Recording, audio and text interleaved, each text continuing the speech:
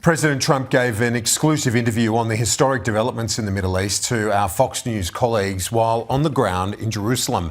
Here were those first reflections on the release of hostages and the path to the peace deal. Were released today as part of your peace plan.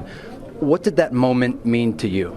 Well, everything. You see the enthusiasm really beyond Israel, all over the world. I've never seen anything like it. And I think it just means peace for the Middle East. And it somehow they become representatives of peace for the Middle East. And that's why it's gone like this. Nobody's ever seen anything quite like it.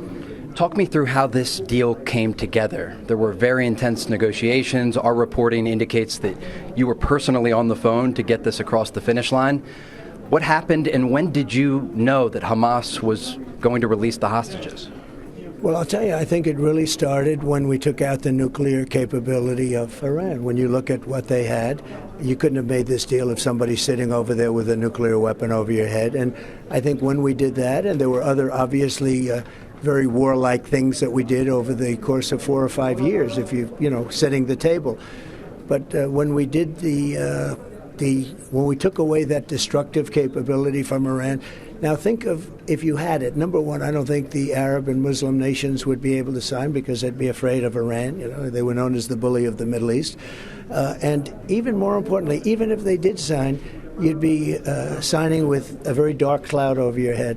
So I think when we wiped out that destructive capability, I think that had a lot to do with it all coming together. And other countries, we had tremendous help from other countries, and other countries helped us get this done. Without that, it couldn't have gotten done. In fact, I'm going right now to about 35 different countries, the most powerful, the richest countries in the world. I'm a little late, but I promise you I'd do this little talk. We can have a little talk for a couple of seconds, but I am really late. Absolutely. But they are waiting for me, and they were very instrumental in getting this deal done.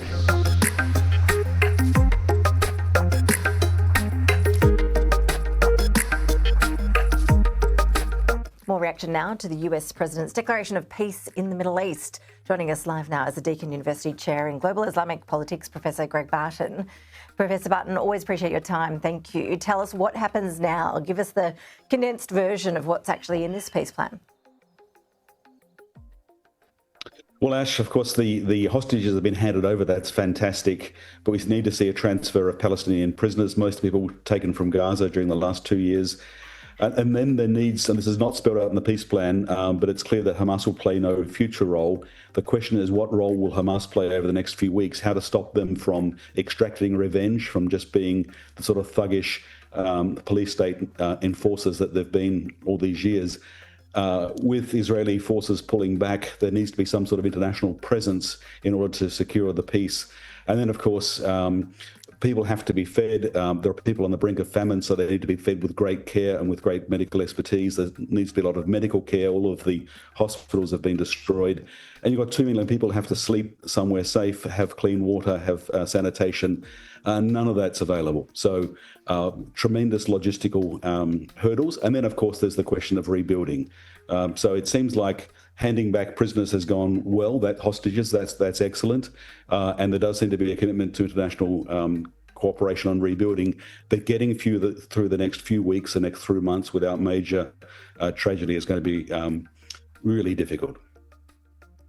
Why now for Hamas, do you think, in terms of agreeing to sign up? And what is your expectation around what will happen to Hamas? You alluded to the questions around that, the organisation, its leaders. What's the future, do you think, for them?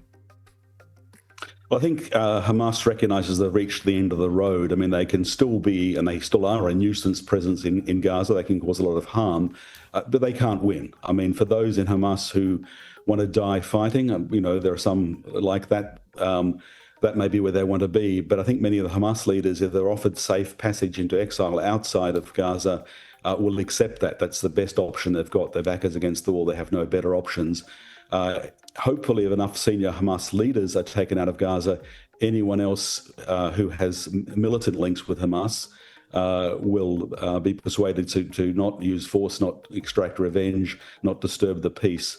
But that's the big question.